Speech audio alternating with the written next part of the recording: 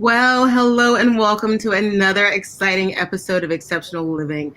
It is our purpose to inform, to inspire, and to ignite the greatness that lies within each one of you. I am so excited about my guest today, and you'll see why shortly. Karen Gamba. Oh my goodness. This woman is a diplomat, I believe, on a global scale of helping women, building women. She is the co-founder and CMO of the XV agency.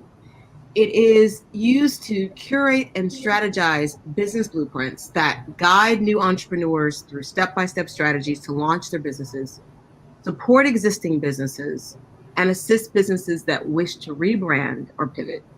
Karen is co-founder and executive director of Women Building Women, a nonprofit organization that provides educational programming to marginalized women through structured career empowerment and mentorship. Women Building Women gives women in their program access to promising career and business opportunities through mentorship network of senior women executives from around the world. Karen was born in South Africa, spent most of her professional life in New York City, and now lives in Hong Kong. I told you, she's a global ambassador. She's an international speaker and moderator and has an extensive background in intensive business development and marketing methods. She has proved and provided cutting-edge strategies to senior corporate executives across industries and has participated in the development of cultural inclusivity and diversity programming around the world. Currently, Karen and her business partners are working on an exciting new food experience that will launch in the Atlanta area soon. And you may ask, how is a woman from South Africa, having lived in New York City, now in Hong Kong, launching a business in Atlanta? You're going to find out. But what I'm really excited about today is I met this dynamic woman through a Christmas gathering of a mutual friend. And you're going to this Christmas gathering, you never know. And for many of you who've had my trainings in diplomacy and protocol, you never know who you'll meet wherever you go. And we just connected. And Karen, it has been an honor for me to know you, to celebrate you as a phenomenal woman for the work that you're doing still globally, because it's a part of who you are. And so Exceptional Living, welcome, Karen Gamba. Thank you so much, April. I'm so happy to be here, and thank you for having me be a part of your program. Absolutely. So, Karen, I know that you're in Hong Kong at present. So even for all of our technological glitches and sometimes our potential frustrations, it's beautiful that we're able to connect Atlanta and Hong Kong right now, right here. So thank you for being a part. Karen, as I shared, this format is really to inform, inspire, and ignite persons to the greatness that's within them, right? Through self-discovery and self-determination. And so you have lived an incredible life. And so tell us what exceptional living means to you. I think that's an amazing question because I'm sure everybody on this program will relate. If you posed that question to me 6 years ago, 6 months ago, maybe 6 months from now, the response would be different. So I really gave this one a lot of thought, and I came to the conclusion that maybe 20 years ago, exceptional living to me meant having a beautiful closet filled with shoes and being able to, go to amazing restaurants and travel all over the world. That at one point meant something exceptional to me, but so much has changed since then. To me today, exceptional living means resiliency. I think we as a global community have been through so much. I think we have tackled things that we never ever thought we would have to face in our lifetimes. And I think in a way, as much as people feel divided, I think there is so much that brings us commonality right now. So exceptional living to me is being able to find resilience during difficult times, being able to prioritize what is important as far as your core values are concerned and the people you surround yourself with, And being exceptional and living an exceptional life means, despite the challenges we face, we still have something over for someone else to be able to volunteer and mentor and do good work for those who maybe are not as privileged as we are. And to continue to be grateful for every single day, even if it is completely difficult, and that every day is a new challenge. That's what exceptional living means to me. Karen, I love that you talked about resiliency because certainly in this past year and a half and really moving forward, right? There's a lot of different reports and we're not going to get into, this side, that side really, but I want to really pull out something you said, and that again is the word resiliency, because what we found is that we as human beings are resilient. We are resourceful. And sometimes we don't recognize that within ourselves until there's something outside of us that either initiates, pushes us, right? It could be an abruption, something really abrupt that says, okay, now you can't go into work. What will you do? But I think certainly I know, and I'll say that for my own life. And I was thinking back, we were talking about the last time that we actually got to see each other in New York, and that was 2019. It was actually September 21st, which is the UN's International Day of Peace, which is coming up very soon. And so on that day, the theme this year is building resilient and sustainable communities. And I think what we saw is the resiliency, certainly of humanity, but also how it's important in our lives and also affects how we see the world, right? Because we all view the world through our own cultural lens.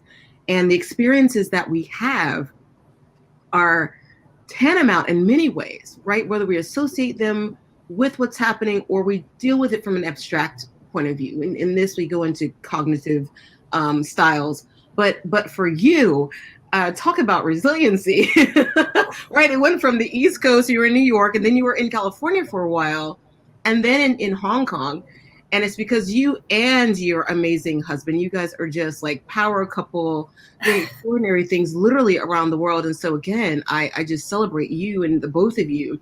But as a woman, Karen, what would you say has really helped you in your career? Because you have worked in for-profit, nonprofit, filmmaking. You do it all. What really has guided you?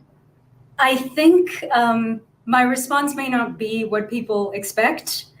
I think having the opportunity to fail, having the opportunity to try things that don't always work out, to align yourself with relationships that may not be the best relationships to be around. Because I think if any of us have the opportunity to look back and see what we've learned from even those really challenging moments, there is a lesson in all of it if you have the right lens. I mean, I have experiences where I was working in corporate America and I had really crushing situations in my job with poor management and people who just didn't really know how to speak to me and their team. And at the time, it's really devastating. But when you can transition through that time and look back at it, I realized that I learned how to manage people, how I would never treat people, how I would work to never make someone feel isolated. And within those really difficult moments, I found these moments of triumph that allowed me to raise the bar, not only for myself, but in how I was dealing with other people. So I will say those moments when you feel like you maybe got a little punch in the stomach, you have to take the time to mourn that and be sad, but know that you will emerge on the other side, and that the experience, if you use it the right way, will take you to great heights if you use it in the right way. You know what? I agree with you, Karen, because, people look at fail and it's really just the first attempt in learning, right? It's how you view it. And like you said, often it is learning from what did not work that allows you to move forward, right? Because we learn a lot of theory and what we should do, right? But it's not until that experiential learning where we actually get to apply the theory, test the hypothesis, that we see, nope, not a good person to do business with, or can't market that way, or not this platform, and that's important. I love that, because you literally can learn a lot from things that don't go the way that you expect it to. But like you said, it still doesn't keep us from planning, right? Because a wise person plans for the future because it's coming, hopefully with us in it, right? But just to prepare, but it just shows the reality of life is, even with the best of planning and the best of intentions, things can go wrong. But Karen, I love the way your attitude is about it, right? Like you said, okay, yes, you may be upset, mad, there may be tears, to have a relationship that could, break apart or something happen. But it is important also to take that moment and just kind of take it in a little bit, but then not to dwell too much to where one could become, depressed. And that actually leads into something that, everybody in life has had setbacks and disappointments. But talk to us about how you have pushed through that. And it could be something you're still working on, right? The reality is sometimes we're still working through it, especially if it's business deals. We're still maybe tied to it legally. Like, how do we work through that, Karen? I can tell you a case study of my personal business. My business partner and I, Frank, in January 2020, hosted an event, an in-person event that was completely sold out in one of the hottest venues in New York City, which is Webster Hall. It's a historic venue. And our business was reaching for the stars at this point. We had a completely sold out event. We were planning to go across the country, across the nation with our teaching and our methods. And we were going to do this cross country trip, bringing people together at all of these venues around the country and sharing our business tactics and our work and having these amazing conferences and events. And by February of 2020, we were learning that something was coming called COVID, and people were getting more sick, and it wasn't just going to be something that was going to go away. So we had this amazing plan, business model, proven success that we were ready to roll out, and it was going to take us into the stratosphere. And by March, everything shut down. So the story was simply this, that everything we had counted on basically meant that our business plan counted on people coming together. And by March 2020, we knew that that was the thing that was killing people. So within that case study, within 2 weeks, we had to go back to the drawing board and figure out how to survive, because at that point, we didn't know how long this was going to take. There were talks on the news about, COVID will be over by the summer, by the winter, by Christmas. But of course, we now had to figure out what we were going to do, because all of the sponsorships and revenue and everything we had lined up completely disappeared. So my point is this, it's the best laid plans, right? You just absolutely don't know. And this is something that leads into part of the relationship discussion that I always bring to the table, is that no matter what is happening in your life, whether it's a sunny day or a rainy day, work really hard on surrounding yourself with the right people. I was with the right person when disaster hit, and we were able to cry and laugh and be sad together and figure out a way forward. We pivoted to digital events for a while, and that definitely sustained us. And it got us through the pandemic, and we were actually working very closely with nonprofit organizations that were trying to find ways to fundraise without their black tie events. And that was what our business model pivoted to during COVID. We since pivoted again. We're now doing business development strategies for small businesses at the EXV agency, mid-sized businesses, and businesses that want to pivot. But honestly, April, within 12 months, our business evolved like a Rubik's Cube. And let me tell you, none of the colors were aligning, and it's still evolving. Yeah. Karen, and that's really, I think, the reality of where we are now, right? That you have to learn how to pivot. You have to understand again that there's the change that happens to us, and it's how we respond, right? Respond, I like to think of it as carefully planned out thought strategies, even more than just the overall strategy, but the smaller part, the tactics, right? The really how are we going to change our model. Maybe we just need to get rid of that entire model and look to create a new model for testing, right? And it has been Yeah. hard for the event space, even with the Zooms, even with all the different platforms, meetings, etc. I remember sometimes I would just say, I'm zoomed out, and then I really understood how powerful the connection is when people come together. I have a scientist, a friend, who talks about there's this chemical that is released when people are together in crowds or attending. It's called the interleukin 6. And Dr. Ramnath says this, it's almost like this chemical that just makes you feel good, right? And I said, okay, so that's why people were really like, I've got to get out, right? I'm not saying they should have, but now we see things are opening up slowly, different events and venues. But like you said, this was something that was so small, but yet it affected the whole world. And again, not to get into which side you should or you shouldn't and all these things, and we're still wrestling with that. I think it won't really go away in its entirety, but what people had to do, what businesses had to do to survive.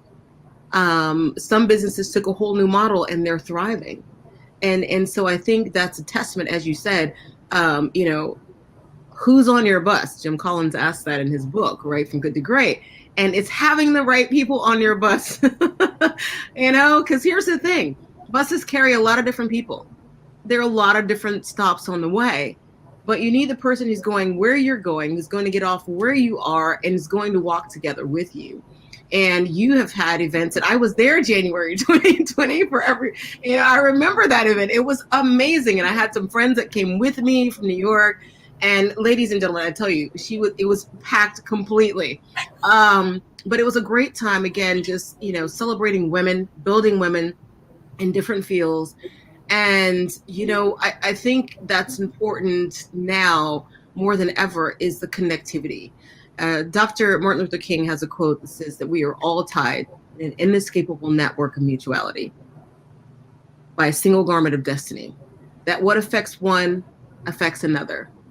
That I can't be all that I ought to be, Karen, if you're not all that you ought to be, right? There are different, ethos of this, from Ubuntu to the village to raise a child.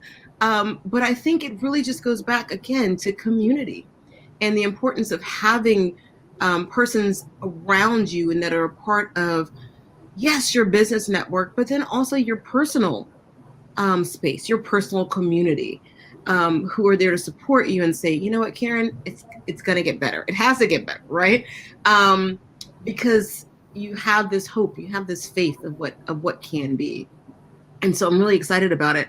You've had a lot of relationships along the way, in business and friendship, and we all have.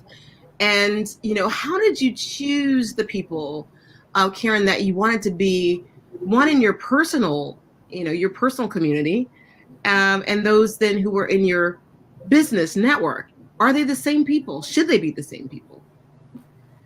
I think yes and no. For me, it wasn't about saying, oh, I want the woman in the yellow dress to be in my community. I want that guy with a great hat to be in my community. For me personally, it was very organic.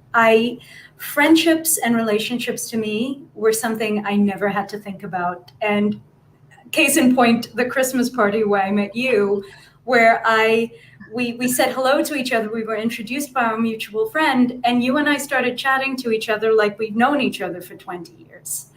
And that's how it's been with people in my life. It's always been that way, that if there was first of all, a mutual respect, a mutual way of communicating with each other. And then, of course, finding those commonalities around the way. Oh my gosh, you do this great philanthropic work. Oh my goodness, you're a writer. Oh my goodness, you're a businesswoman.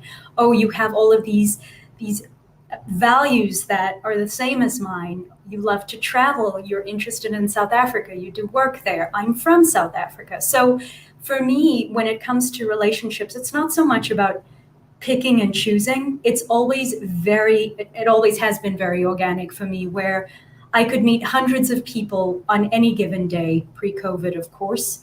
The relationships that became close to me were those people who actually followed up, that took my business card and said, Karen, we met at such and such event. I enjoyed chatting with you. Would you like to grab a coffee? And from that, business and then in turn friendships, or the other way around, ensued. And of course, not everything's a happy ending. Sometimes you meet people and you think you have something in common, and down the line you realize you're on different trajectories, and that's fine. I want people to know that for me personally, I think it's okay to step away from relationships at certain points. I don't think anything ever really ends for me. I think maybe you need to take a break from a relationship if you feel like you're going in different ways, or if that person makes you feel a certain way about yourself, or if your confidence is maybe challenged when you're around that person. But I think it's okay, because with everything, whether you're trying to figure out what an exceptional life is, how to be successful, knowing what you don't want is just as important as knowing what you do want in life. And I'll end there. Wow. That was so poignant, Karen, because like you said, knowing what it is that you don't want can be just as important. And it's kind of, as you said, I feel like you too. I remember we exchanged business cards and I'm like, well, she's in New York. Like, what am I going to do in Atlanta? And Karen's in New York. But, the thing about it is you do kind of connect with similar, and that's what we talk about, culture and how people connect, and values are part of that. Things that are common experiences also. We were both women, as you said. You were very well traveled. Yes, I have love for South Africa. And those were points where we began kind of the connection. But then there also was some intentionality, right? I had to, reach out to you, and then, our times at the Knickerbocker or wherever in New York, it certainly was with the intention of, first, you're being just a wonderful person, genuine of heart. And that's something I think is important, because, sometimes you can meet people, and if the person's not a good person, right? Yes, we all want to do business with people who we like, but sometimes we don't go back to that. Like, why do we like them? What's connected us to that person? Even if it is a B2B, right? You're still going to have to work with people. And so it's important to understand that it all goes down. The common denominator is people.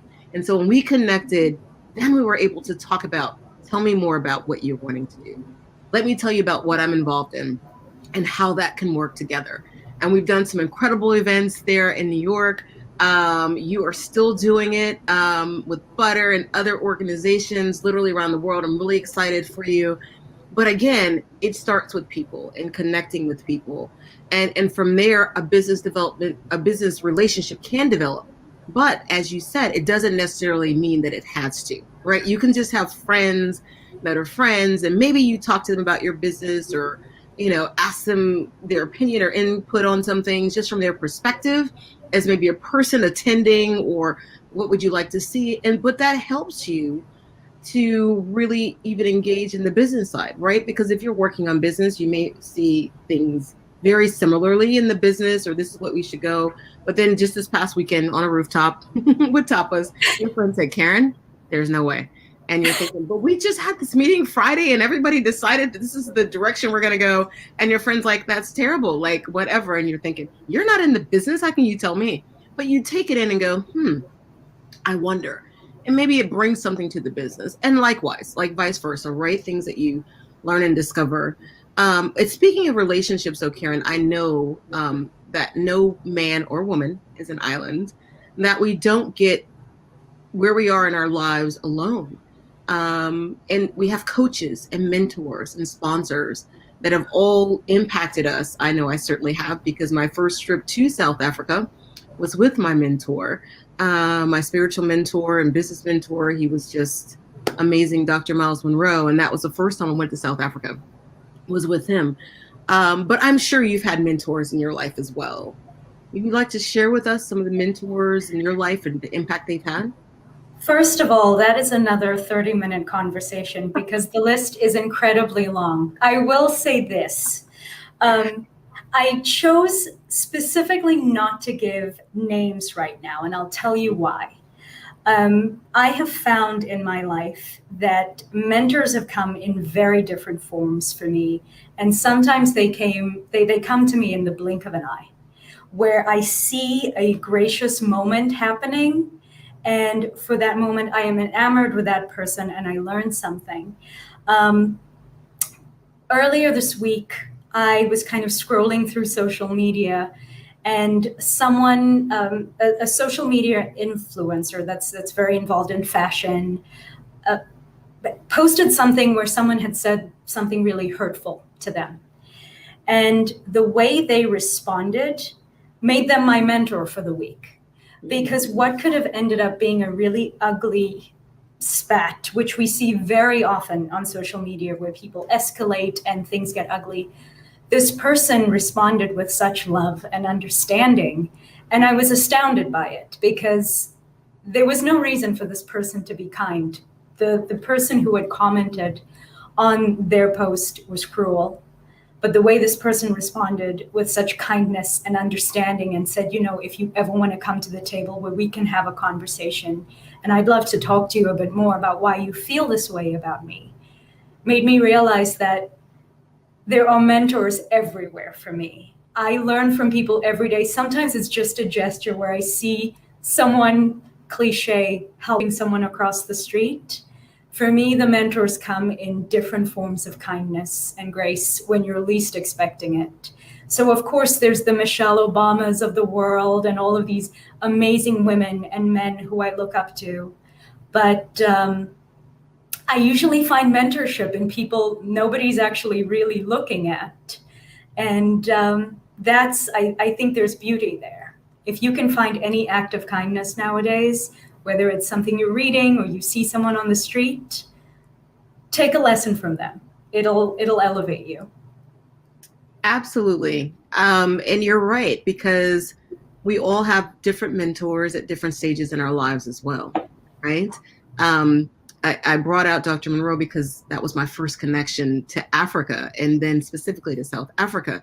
But I've had mentors like you, Karen, all throughout my life in different fields. And there are different schools of thoughts of, having a mentor maybe in the business area, a mentor in finance, a mentor in, maybe personal. Some people have these personal board of directors, right, about your life and where you're going. So there's a lot of different kind of things. You're laughing because I've heard about all these different things.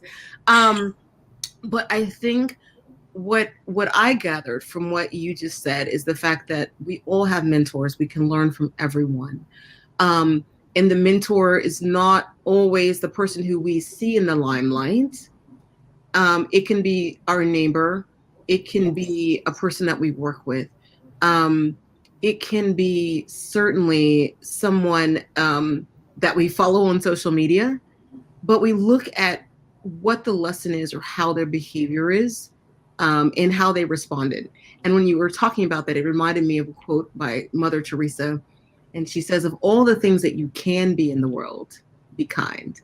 And I think, in the world in which I work, this is certainly something that I talk about often. It's like being kind and being considerate.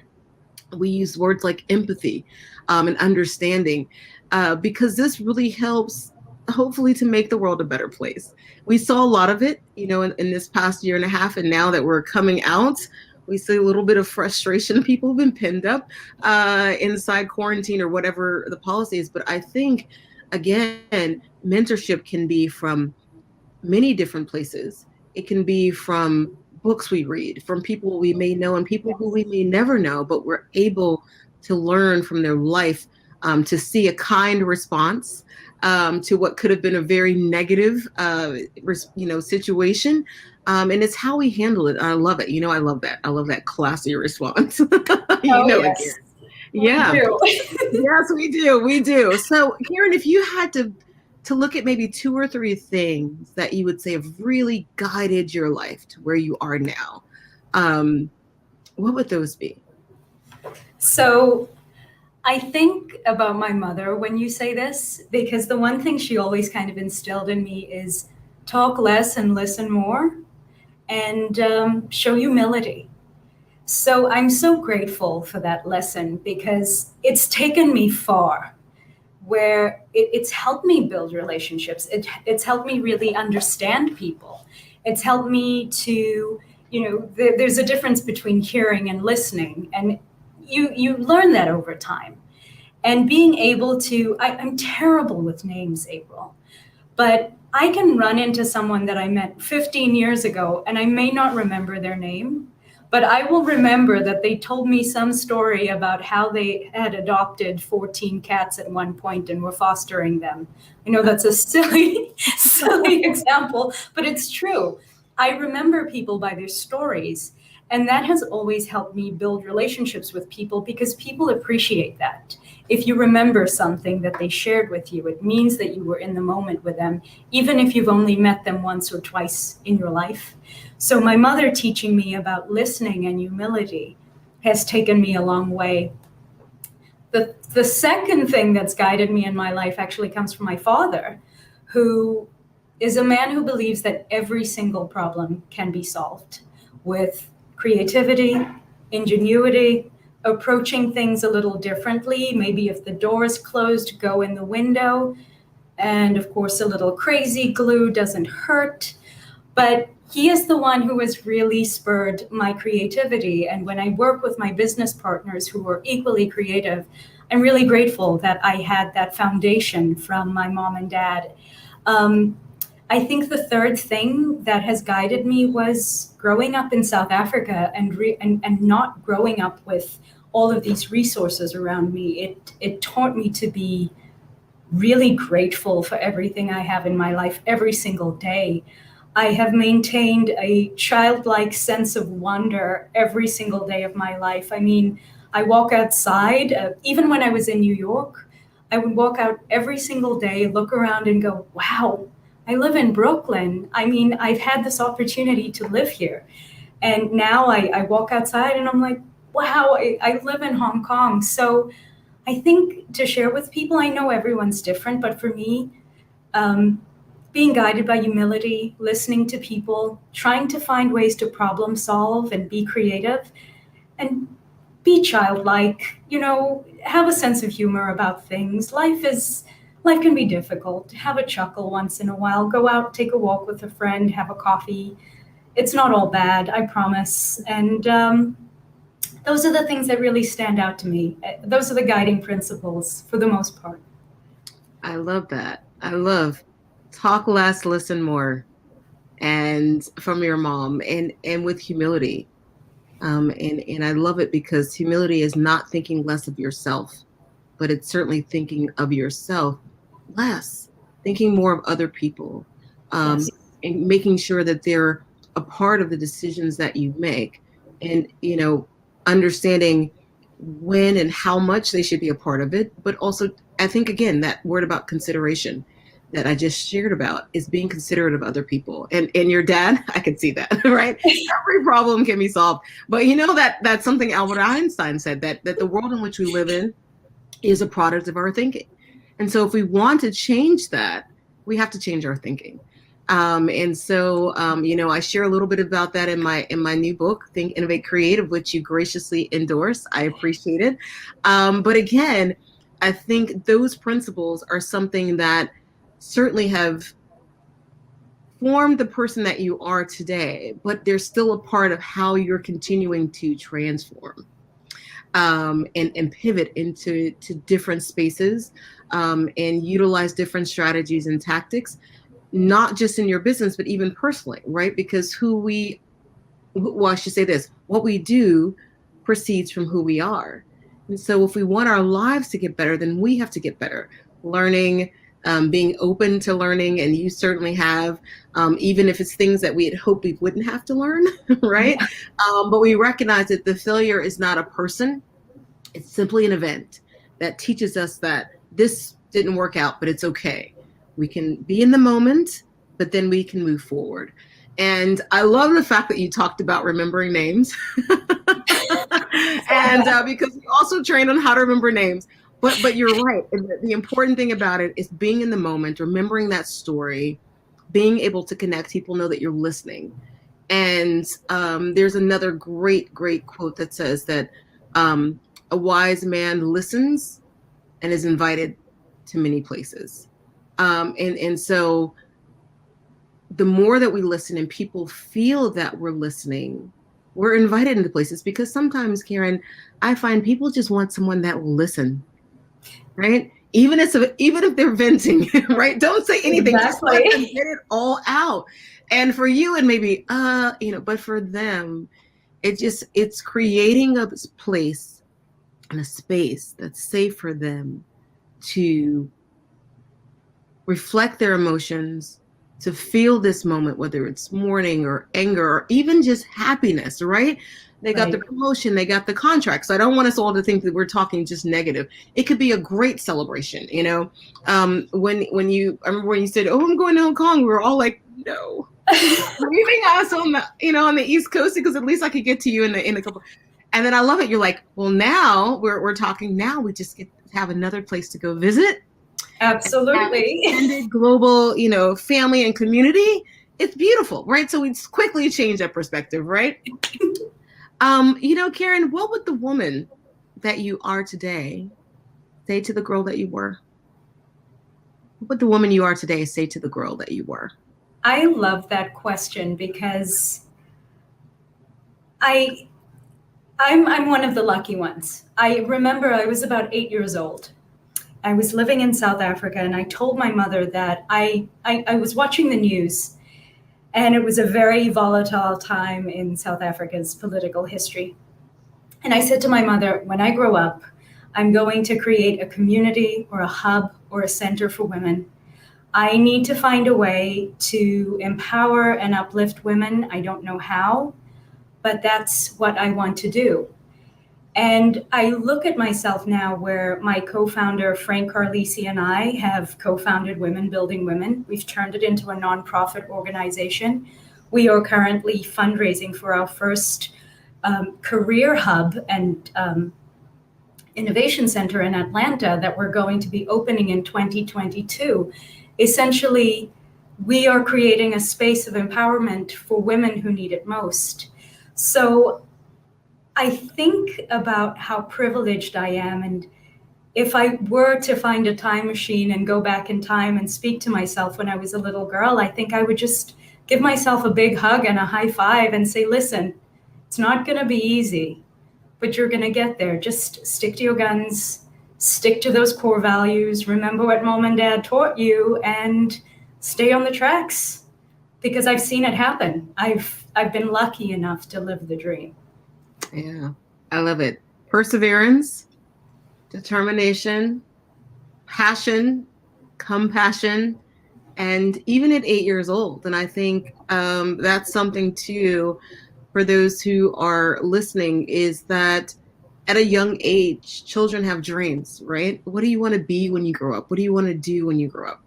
And that sense of wonder, Karen, that you talked about earlier, when you're a child, right? You can do anything. You can leap off of the fence. You can climb to the height of the tree, right? Your mom's like, April, you're a young lady. And I was like, yeah, but there was nothing that I felt that I couldn't do. And it is nurturing that, helping to kind of guide it, not to limit it, right? But sort of, okay, Karen, where are you going? I'm doing this. Okay, yeah, here's women. And you kind of go in this path that allows you, but you don't lose sight of the original focus vision, right? Which is to empower women, to help build women, to create a community of women who also help to empower women and to build women. And so that, I think, is what is important. That is something, certainly as a young woman, that would be important to hear, to know, and then also to see it lived out in your life and the lives of other women in the communities that you created. Oh, Karen, this has been amazing. Thank you so, so much. But we can't go away unless you have some closing thoughts. We want to hear some closing thoughts from you. I know in Hong Kong, ladies and gentlemen, it's late there. So, Karen, thank you again for just, wow, this has been amazing. April, thank you for having me, and for keeping this relationship such an important part of your life as well. I mean, we met in New York. We've been working, even though you're in Atlanta. You went to Lesotho and met some of our friends. Yes. Next, I'll see you in Hong Kong. So I'm grateful for that. And I think my closing thoughts are simply this. We are all going through difficult times.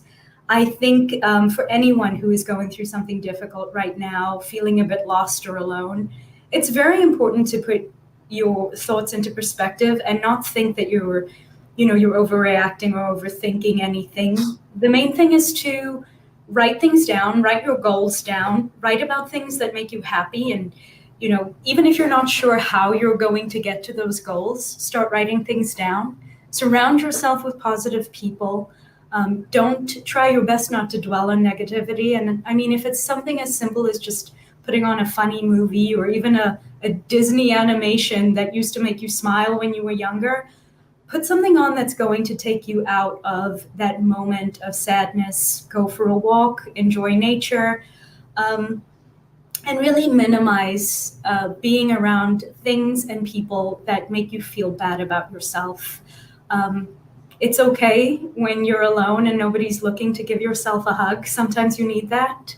So just focus on being happier as best you can.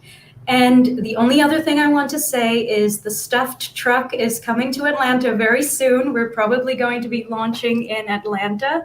It's www.stuff-t.com. You could go there and see one of the most fabulous and fun websites you've ever seen in your life. So if you're feeling a little blue, go to our website. It'll make you smile, I promise. And, hoping I'll be in Atlanta soon so that I can come check on the food truck and see how everyone's doing there. Thank you so much, April. Oh, you're so welcome. Thank you, Karen. And you know what? I tell you, I'll make this promise to you. We'll check on it. Please do. And then we'll just check again to see if it's still, stuffed. When you come. Oh yeah, absolutely. But I love that, Karen. I mean, here it says write down your goals, even if you don't know how you're going to. There's something that happens, and I know that they're the scientists and the psychoanalysts that can tell us this, right? Neuroscientists. When our brain, all the little things snap, and we have a pen and we start to write, something happens. And we know that we remember 70% more when we write it down. I know we have all of these, we can put it in our phone, but there is something happens. I can tell you that when I write it down, that I remember. And then having positive people around that can support you, that encourage you to fulfill your goals. And then also having the fortitude, Karen, to, search out how to do things. And now with all these digital platforms between Google and YouTube, you should be able to figure it out. It's amazing, absolutely, right? They're like the largest teachers in the world. I think the largest education system in the world is between Google and YouTube, right? How to do, literally. I don't even know if people have really thought about it, right? And there's all kind of online learning classes now. So, it's open, and some of them don't cost anything. Some of them are free resources. Yes. Some are nominal fees. Some may be more investments depending on what your goals are, right? What it is you want to do. But to avail yourself to those. And then don't dwell on negativity. I love it. Don't dwell on negativity. Even when it comes, purpose to it. And, I truly believe that we are like thermostats, that we can create the atmosphere and the environment that we want in order for us to flourish and to thrive. Karen, it has been amazing. Today we have here, if you want to follow her, please go to EXV Agency Blueprint. See, she has the word blueprint right there. Follow her on social media. You can link into all the things that she's doing and literally around the world. And I am so excited again to have you as my guest. For those of you who are watching, please make sure to subscribe to our YouTube channel. Exceptional Living is all about you. And again, our goal is to inspire, to inform, and ignite the greatness that lies on the inside of you. Karen, thank you for being our special guest today. Wishing you all the best. I know you're going to do great things. And Hong Kong, are they ready for you? I don't even think they've seen the best yet. They have not seen it. It's coming. It's coming. So thank you so much for being our special guest. Can't wait to see you. Thank you. Oh, sorry about that. Thank you. Thank you. Yes, no, but thank you. Thank you again to everyone again that's watching. You can follow us again on the YouTube channel, Exceptional Living with Dr. April Ripley. It has been our pleasure to come to you today and look forward to the next exciting episode.